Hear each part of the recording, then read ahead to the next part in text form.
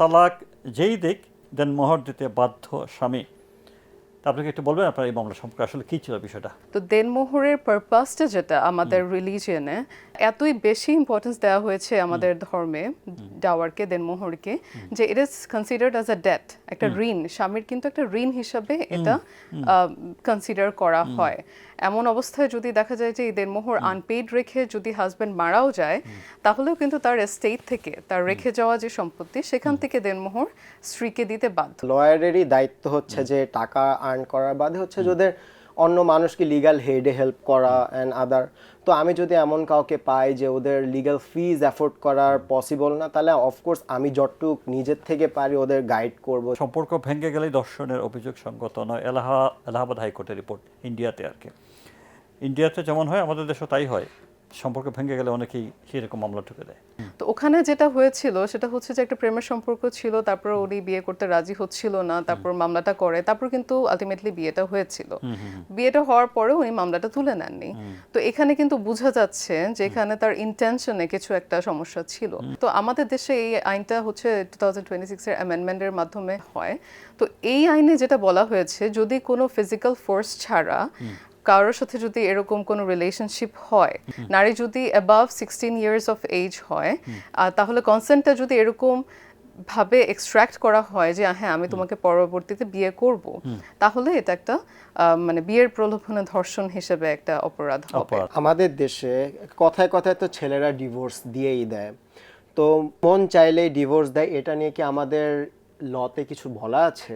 আইন দ্বারা অনেক কিছু কন্ট্রোল করা যায়, প্রতিরোধ করা যায়, কিন্তু একটা মানুষের মেন্টালিটি কেমন হবে, তার আন্ডারস্ট্যান্ডিং কেমন হবে, পার্সপেক্টিভ কেমন হবে, এগুলো কিন্তু আইন দ্বারা, মোরালিটি স্ট্যান্ডার্ড কেমন হবে, এটা কিন্তু আইন দ্বারা প্রতিরোধ করা যাবে না।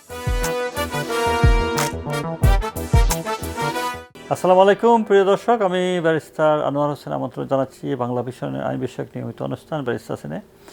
এই অনুষ্ঠানে মেইনলি আমরা আইন এবং আদালত বিষয়ে কথা বলে থাকি। আজকে আমাদের সাথে কথা বলার জন্য স্টুডিওতে আমন্ত্রিত হয়ে আসছেন বাংলাদেশ সুপ্রিম কোর্টের practitioner barrister Fahmida Akhtar. Barrister Fahmida, আপনাকে অসংখ্য ধন্যবাদ অনুষ্ঠানে আসার জন্য। Thank you for having me. আপনার সাথে আমরা ইংলিশ লিগাল সিস্টেম আইন পড়াশোনা করছি, এরকম একজন ছাত্রকেও রেখেছি। আমি তাদেরকে অলওয়েজ আই কল দেম হবু ব্যারিস্টার, যাতে ইংলিশ ল পড়ছে হবু ব্যারিস্টার। হ্যাঁ, আমার নাম হচ্ছে আজমাইন নেওয়াজ। আজমাইন, তোমাকে অসংখ্য ধন্যবাদ।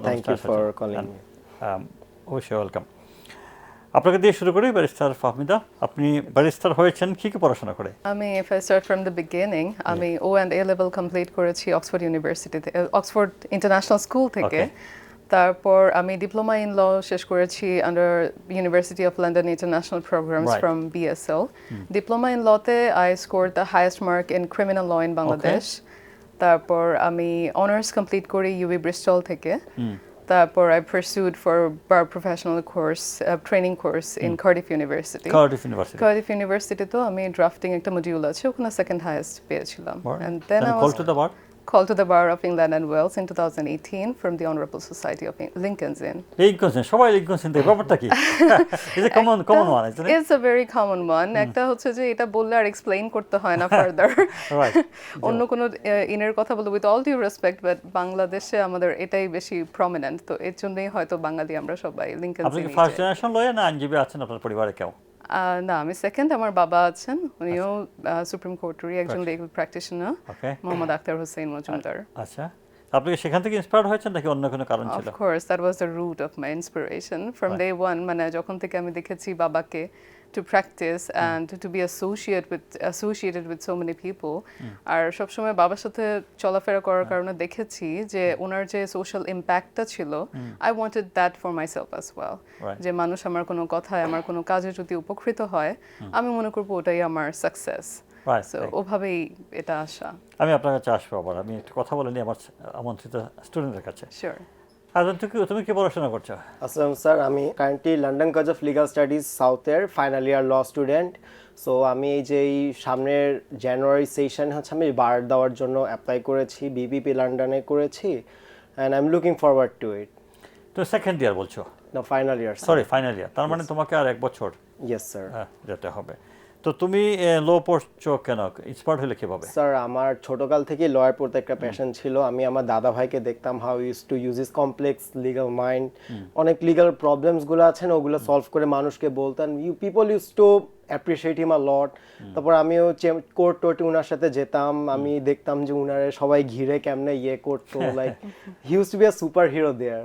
তো ওটা দেখতে দেখতে আমার ডেডিকেশন দেখে আব্বু আম্মু অনেক সাপোর্টিভ ছিল, তো আমাকে এলসিএলএস এ ভর্তি করে, বলে যে 3 বছর তুমি এখানে পড়বা, পরে 1 বছর তুমি ইউকেতে যে বার দিয়ে তুই you gonna be a barrister and then তুমি দাদার পথে হাঁটবা। তো ওইভাবে করতে করতেই আমি এখন এই রাস্তায় আছি স্যার। Very good. তোমাকে একটা প্রশ্ন করি, তুমি যখন কোয়ালিফাইড ব্যারিস্টার হবে, ইয়েস স্যার। আমরা যদি এই প্ল্যাটফর্ম থেকে তোমাকে দুজন অসহায় মানুষ রেফার করি যাদের ফিস দিয়ে আইনের আশ্রয় নেওয়ার সুযোগ থাকবে না, এরকম দুজনকে তুমি হেল্প করবে বিনা ফিসে?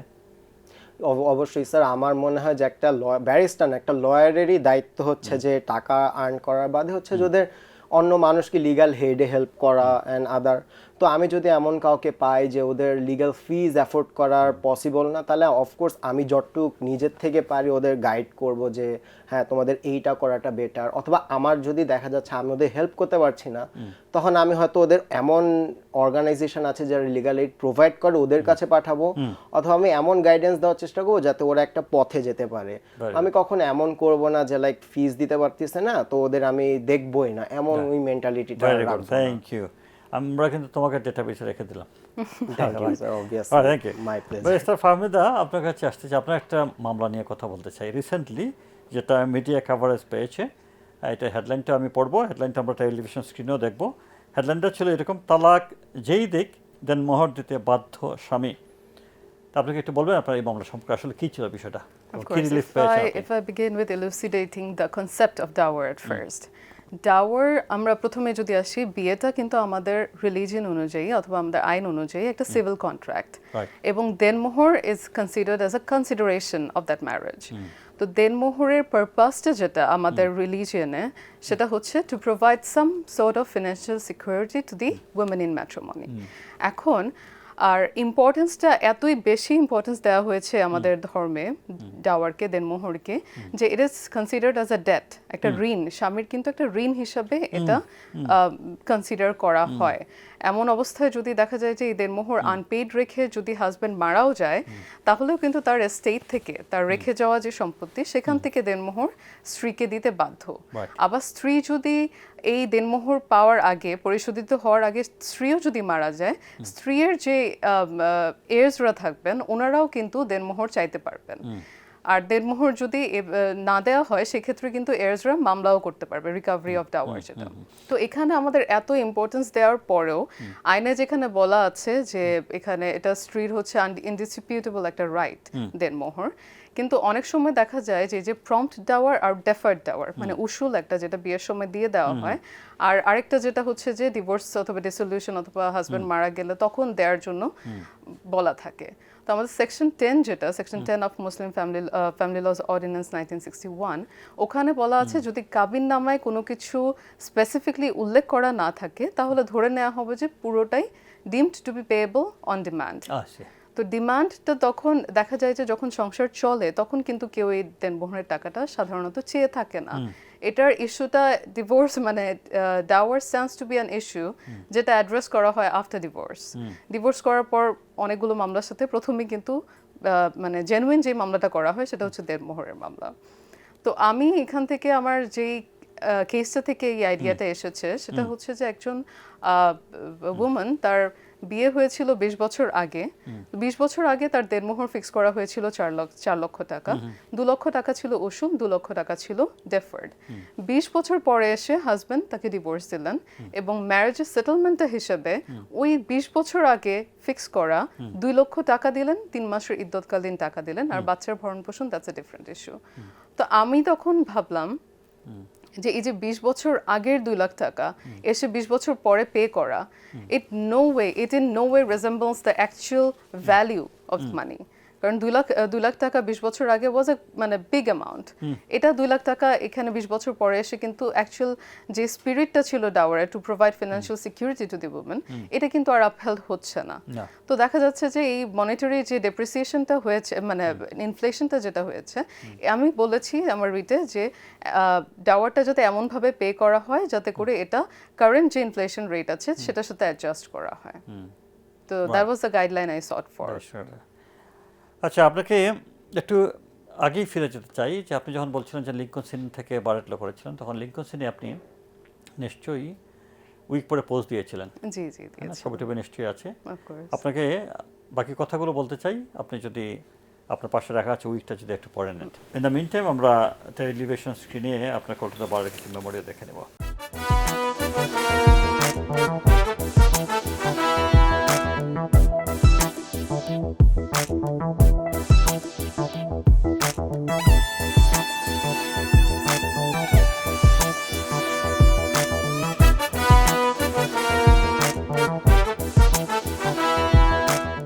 আচ্ছা, আমার কাছে ব্যক্তিগতভাবে একটা কমপ্লেন এসছে আর কি।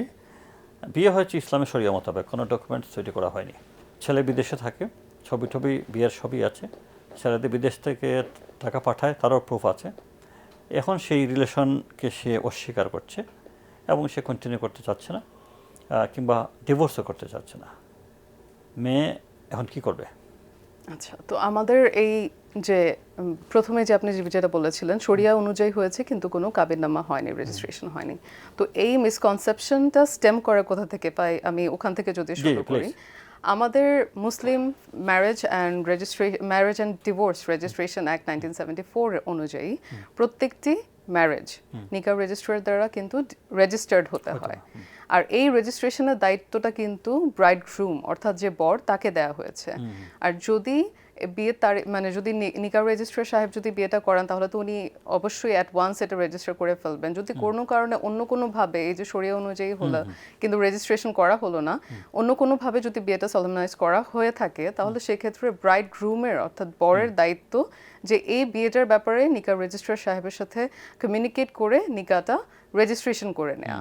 আর এটা এতটাই ইম্পর্টেন্ট যে এটা কিন্তু একটা পানিশেবল অফেন্স যদি এটা কন্ট্রাভিন করা হয়। 1 বছর পর্যন্ত সিম্পল ইমপ্রিজনমেন্ট হতে পারে অথবা 3,000 টাকা পর্যন্ত অর্থদণ্ড হতে পারে। আরেকটা হতে পারে যে এই যেহেতু রেজিস্ট্রেশন করেন নাই, ইতিমধ্যে সে তার সাথে মেলামেশা করেছে, এটাকে রেপ হিসাবে ট্রিট করা যেতে পারে? না, ওনাদের তো শরিয়া অনুযায়ী বিয়ে হয়েছে, তো বিয়ে হলে তো আসলে রেপ হিসাবে এটা ধরা যাচ্ছে না, যেহেতু হচ্ছে যে দুই পার্টির মধ্যে তো একটা, আর বিয়েটা কিন্তু পুরোপুরি ইনভ্যালিড না, এটা এখানে ইম্পর্টেন্ট। কারণ রেপ তখন হবে যদি হচ্ছে যে বিয়েটা ইনভ্যালিড কিন্তু হাজব্যান্ড এমনভাবে জিনিসটাকে প্রেজেন্ট করা হয় কনসেন্ট নেওয়ার জন্য যে আমরা একটা ভ্যালিড ম্যারেজের মধ্যে আছি। কিন্তু যদি দুই পক্ষের মধ্যেই যদি এই আন্ডারস্ট্যান্ডিংটা থাকে অথবা যদি শরিয়া আইন অনুযায়ী বিয়েটা হয়ে থাকে তাহলে কিন্তু বিয়েটা পুরোপুরি ইনভ্যালিড না। আচ্ছা, ওকে। আমাদের কাছে এখন দর্শকদের কাছ থেকে আসা প্রশ্ন রয়েছে। আমাদের আমন্ত্রিত স্টুডেন্ট আজমাইন নেওয়া সেই প্রশ্নগুলো আমাদের কোয়ালিফাইড ব্যারিস্টার যিনি আছেন তার উদ্দেশ্যে করবে। প্রিয় দর্শক, আপনারা যে কেউ আমাদের কাছে প্রশ্ন পাঠাতে পারেন। প্রশ্ন পাঠানোর ঠিকানা হচ্ছে barristers.in25@gmail.com। আমি আবার পড়ছি barristers.in25@gmail.com। এই ঠিকানায় আপনারা প্রশ্ন পাঠালে আমরা প্রশ্ন সিলেক্ট করে থাকি, তারপর কোয়ালিফাইড ব্যারিস্টার যিনি থাকেন তার উদ্দেশ্যে আমরা প্রশ্নগুলো করে থাকি। আজমাইন, তুমি যদি ম্যাডামের উদ্দেশ্যে প্রথম প্রশ্নটা করে ফেলো। আমাদের দেশে কথায় কথায় তো ছেলেরা ডিভোর্স দিয়েই দেয়, তো মন চাইলেই ডিভোর্স দেয়, এটা নিয়ে কি আমাদের লতে কিছু বলা আছে? ধন্যবাদ। তো প্রথমেই যেটা নিয়ে আমি আই বেগ টু ডিফার যে আমাদের স্ট্যাটিস্টিক্স অনুযায়ী ছেলেদের থেকে কিন্তু মেয়েরা ডিভোর্সটা বেশি ইনিশিয়েট করে থাকতে। 62 থেকে 70% হচ্ছে মেয়েদের দ্বারা ইনিশিয়েটেড ডিভোর্স।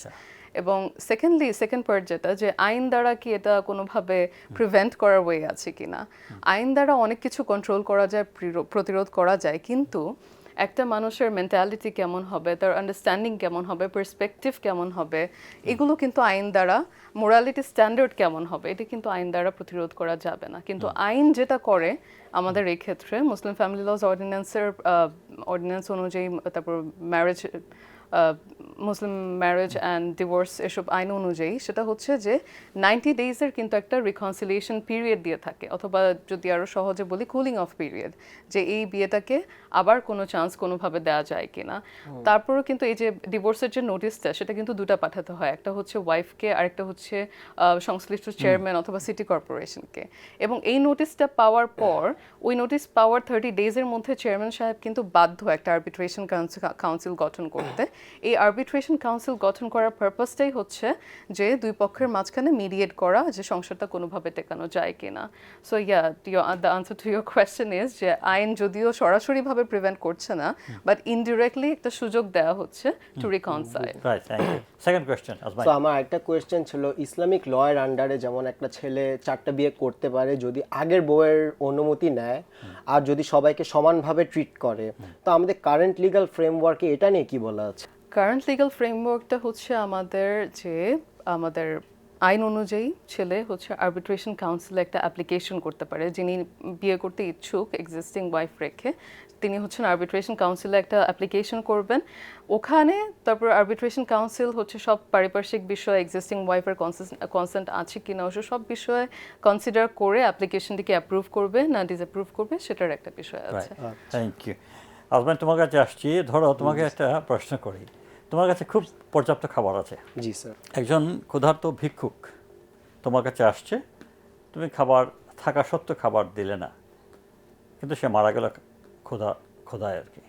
বুঝলাম। সেটা কি তুমি অফেন্স হবে, অপরাধ হবে কিনা? এটা মোরালি অনেকের কাছে রং হলেও জিনিসটা হচ্ছে অফেন্সের আন্ডারে পড়বে না, লয়ের আন্ডারে। কেন? কারণ হচ্ছে যে যদি মারা গেল তাহলে মোস্ট অফেন্সে সবাই ভাবে যে এটা মার্ডার হয়েছে, কিন্তু মার্ডারের জন্য আমাদের দুইটা এলিমেন্ট লাগবে, একটা ফিজিক্যাল এলিমেন্ট আনলফুল যেটা প্রক্সিমিটি টু দ্য ডেট, আর একটা হচ্ছে মেন্টাল স্টেট লাগবে। আমি যোকে খাবারটা দিলাম না, ওই গরিব মানুষ তো আমার লিগ্যাল ডিউটির আন্ডারে পড়ছে না, তো আমার তো এটাও ইন্টেনশন ছিল না যাতে আমি ওরে মরে যাক, এটা তো আমার ইন্টেনশন ছিল না, আর আমি তো ওর কোনো দায়িত্বই ছিল না যে আমি ওকে খাবারটা দিব। হাউএভার এইটার মধ্যে যদি আমাকে লিগ্যাল ডিউটি থাকতো যে আমি ওকে বলতাম যে আমি এখন থেকে ডেইলি তোমাকে 3 বেলা করে খাবার দিব, তুমি আর অন্য কারোর কাছে খাবার চেও না, তখন যদি আমি খাবারটা না দিয়ে ও যদি মারা যায়, তখন এটা হচ্ছে মার্ডার আন্ডারে পড়তো, কারণ হচ্ছে তখন আমার একটা লিগ্যাল ডিউটি ছিল। এখন তুমি আমার কাছে মোবাইল চাইলে, আমি তোমাকে ঢিল মেরে দিয়ে দিলাম, তোমার মাথায় গিয়ে পড়লো, তুমি মারা গেলে, এটা কি অফেন্স হবে? না, এটা অফেন্স হবে না, কারণ আমরা আবার বলেছি মার্ডারের জন্য দুইটা এলিমেন্ট লাগে, একটা unlawful element, unlawful physical act যেটা হচ্ছে যে proximity to the debt, and একটা মেন্টাল এলিমেন্ট। আপনি যে আমাকে ফোনটা দিলেন আপনি পাস করার ইন্টেনশনে, আপনি মারার ইন্টেনশনটা দিলেন, মেন্স আর কি, লয়ের ভাষা যেটা বলে mens rea, the mental element. আপনার তো ইন্টেনশনই ছিল না মারার। হাউএভার যদি আপনার ইন্টেনশন থাকে যে মাথার মধ্যে মারবেন, নোয়িং যে এটা একটা ভালনারেবল এরিয়া, তখন এটা হচ্ছে দুই একটা বিষয় বলো তো, যেটা আমার ধরো ইন্টেনশন নাই মারার, কিন্তু তারপরে কিন্তু এটা অফেন্স হবে, এরকম কিছু আছে? যেমন unlawful driving without the licence, এইগুলোর অফেন্সগুলোর স্ট্রিক্ট লায়াবিলিটি অফেন্স বলে, যেইখানেও একটা অফেন্স হলো ওখানে আনলফুল অ্যাক্ট আছে কিন্তু ওটার মধ্যে কোনো মেন্টাল এলিমেন্ট নাই। একটা ড্রাইভার লাইসেন্স ছাড়া, he is very incompetent to drive, ও মেরে দিল, এখানে তো ওর মেন্স রিয়া ছিল না, মানে ওর তো মারার ইচ্ছা ছিল না, তাও তো এখানে ডেথ হলো, তারপরে এটা অফেন্স হবে। জি, এটা তাও অফেন্স হবে। আচ্ছা, তোমার কাছে আবার অন্য কথা বলার জন্য ফিরে আসবো। ব্যারিস্টার ফাহমিদা আক্তার, আপনার কাছে আরেকটা নিউজ পেপার রিপোর্ট পড়ি, হেডলাইনটা হচ্ছে সম্পর্ক ভেঙে গেলেই দর্শনের অভিযোগ সঙ্গত নয়, এলাহাবাদ হাইকোর্টের রিপোর্ট। ইন্ডিয়াতে আর কি, ইন্ডিয়াতে যেমন হয় আমাদের দেশেও তাই হয়, সম্পর্ক ভেঙে গেলে অনেকেই সেরকম মামলা ঠুকে দেয়। একটু বলুন এই সম্পর্কে। এখন সম্পর্কটা ভেঙে গেলে, একে হচ্ছে যদি প্রেমের সম্পর্ক হয়ে থাকে তাহলে আসে ধর্ষণের মামলা, আর যদি বিয়ের সম্পর্ক হয়ে থাকে, বিয়ের সম্পর্ক ভেঙে গেলে প্রথমে যদি মিথ্যা মামলা বেশিরভাগ সময় করা হয়, সেটা হচ্ছে যৌতুক এবং নারী নির্যাতনের মামলা। তো এখন যেটা হচ্ছে, আইনটা তো প্রণয়ন করা হয়েছিল টু প্রোটেক্ট দি ইনোসেন্ট, কিন্তু কিছু কিছু ক্ষেত্রে কিছু অপব্যবহারের কারণে আইনগুলো কিন্তু যে পারপাসে, যে স্পিরিটে এনফোর্স করা হয়েছিল, ইমপ্লিমেন্ট করা হয়েছিল, সেগুলো কিন্তু ডিফিটেড হচ্ছে। তো এখন আমি ওই নিউজ রিপোর্টটা আমি পড়েছি, তো ওখানে যেটা হয়েছিল সেটা হচ্ছে যে একটা প্রেমের সম্পর্ক ছিল, তারপর উনি বিয়ে করতে রাজি হচ্ছিল না, তারপর মামলাটা করে, তারপর কিন্তু আলটিমেটলি বিয়েটা হয়েছিল। বিয়েটা হওয়ার পরে উনি মামলাটা তুলে নেননি। তো এখানে কিন্তু বোঝা যাচ্ছে যে এখানে তার ইন্টেনশনে কিছু একটা সমস্যা ছিল, সে মামলাটা একটা ফোর্স হিসাবে ইউজ করতে চেয়েছিল, সো দ্যাট মানে আদার পারসন ইজ কম্পেলড যাতে বিয়ে করে। তো আমাদের দেশে এই আইনটা হচ্ছে 2026 এর অ্যামেন্ডমেন্টের মাধ্যমে হচ্ছে নতুন, আগে থেকে তো অন্যান্য ধারাতে ছিলই, কিন্তু নতুন করে যেটা এসেছে 9 খ নারী ও শিশু নির্যাতন দমন আইন 2026 এই অ্যামেন্ডমেন্টটা হয়। তো এই আইনে যেটা বলা হয়েছে, যদি কোনো ফিজিক্যাল ফোর্স ছাড়া কারোর সাথে যদি এরকম কোনো রিলেশনশিপ হয়, অ্যান্ড দ্যাট পার্সন না, এখানে বলা হয়েছে নারী যদি অ্যাবাভ 16 ইয়ার্স অফ এজ হয়, তাহলে কনসেন্টটা যদি এরকম ভাবে এক্সট্রাক্ট করা হয় যে হ্যাঁ আমি তোমাকে পরবর্তীতে বিয়ে করব, তাহলে এটা একটা মানে বিয়ের প্রলোভনে ধর্ষণ হিসেবে একটা অপরাধ হবে। তো এখানে এই যে এই আইনটা একেবারেই যে খুব খারাপ উদ্দেশ্যে করা হয়েছে তা না, ঠিকই আছে, কিন্তু এটা খুবই ফিমেল সেন্ট্রিক হয়ে গেছে আমার মনে হচ্ছে, কারণ মানে প্রমিসটা কিন্তু ইদার সাইড থেকে আসতে পারে, ইদার সাইডে কিন্তু এনফোর্স করতে পারে, কিন্তু আমাদের লেজিসলেশনটা এমনভাবে এসেছে যে females are always the victims of such fraudulent activities.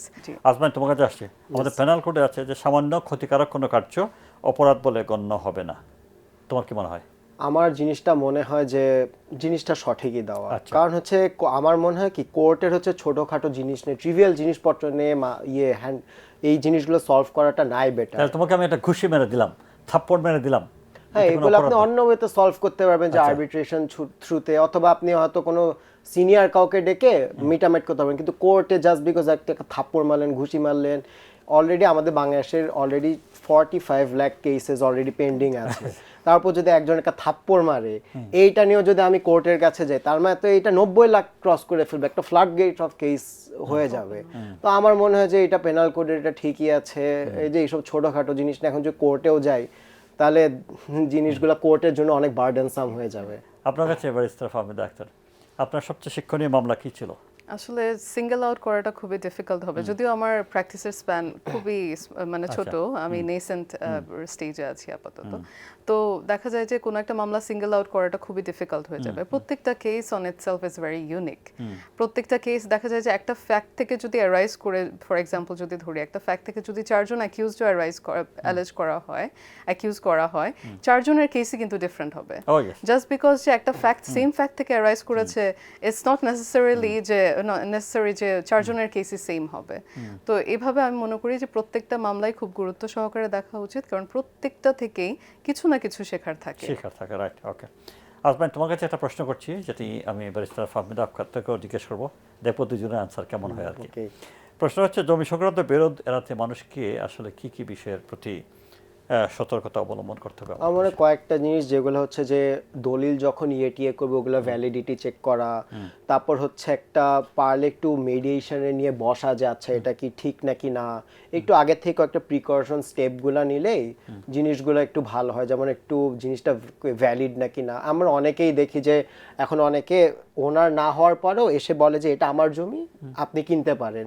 তো ওই জায়গায় আমরা রেজিস্ট্রি অফিসে যাই, যদি চেক করি যে আচ্ছা হু ইজ দ্য অ্যাকচুয়াল ওনার, তারপর আমরা নাম্বার, সিরিয়াল নাম্বারটা চেক করে করি, তখন এইসব আমরা অনেকটাই ডিসপিউটে এড়াতে পারবো। সেম কোয়েশ্চেন টু ইউ, জমি সংক্রান্ত বিষয়ে। আমি মনে করি এই ক্ষেত্রে দুইটা ফেজ আছে, একটা হচ্ছে পারচেজ করার আগে, পারচেজ করার পরে।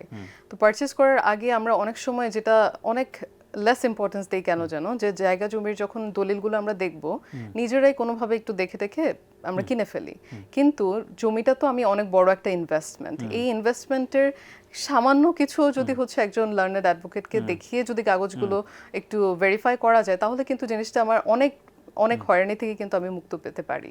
তারপর হচ্ছে উনি যেটা বললেন, রেজিস্ট্রি অফিসে গিয়ে জমি তল্লাশি দিয়ে কাগজপত্রগুলো দেখা, এগুলো তো গেল। তারপর হচ্ছে যে ক্রয় করার পরেও কিন্তু অনেকগুলো স্টেপ আছে। একটা হচ্ছে যে আপনার বায়া দলিল, যেটা আমরা বলি, যে প্রিভিয়াস যে ডিডসগুলো আছে সবগুলো অরিজিনাল কপি বায়া সেলার থেকে নিতে হবে, তারপর সার্টিফাইড কপি তুলে নামজারি করতে হবে, খতিয়ান করতে হবে, তারপর ডিসিআর করতে হবে। এগুলো করে আবার হচ্ছে প্রত্যেক বছর কিন্তু বছরে বছরে জমির খাজনাও দিতে হবে ওনারশিপটাকে ইনট্যাক্ট রাখার জন্য। তো আমার মনে হয় এগুলো আরও, তো আমরা তো এখন শর্ট করে বলছি, কিন্তু এসব জিনিস যদি আমরা খুব গুরুত্ব সহকারে দেখি, জমি জমা নিয়ে অনেকগুলো সমস্যায় আমরা ইনশাল্লাহ কাটিয়ে উঠতে পারবো।